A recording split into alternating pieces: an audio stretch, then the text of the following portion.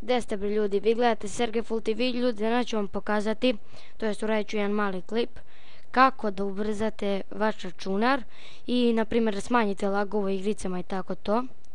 Kao prvo, kucate ovako, evo ja imam ovdje System Configuration, kliknete tu.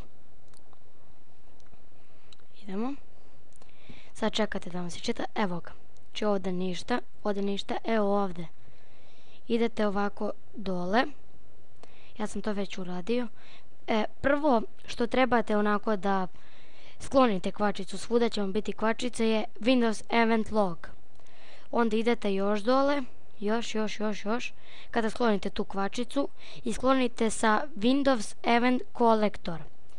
Kada to uradite, kliknete Apply i OK. Pojavit će vam se da restartujete kompjuter i vi to uradite.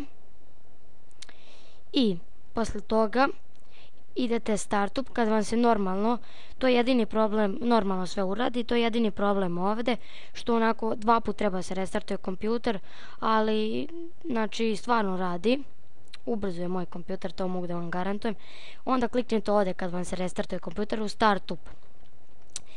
I ovako, tu će vam se pojaviti stvari koje imate onako na vašem kompjuteru, Skype, Steam, eto neke stvari koje ja imam, Daemon Tools, Torrent.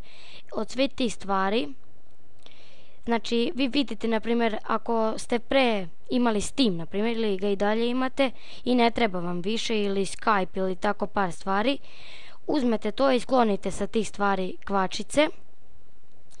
Kada to uradite, sklonite sa tih stvari kvačice koje ne trebaju, ponovo Apple i OK i ponovo restartujte kompjuter i posle toga te stvari vam više neće iskakati. Ako vam nekada budu trebale, samo uđete tu i vratite kvačice i to je to.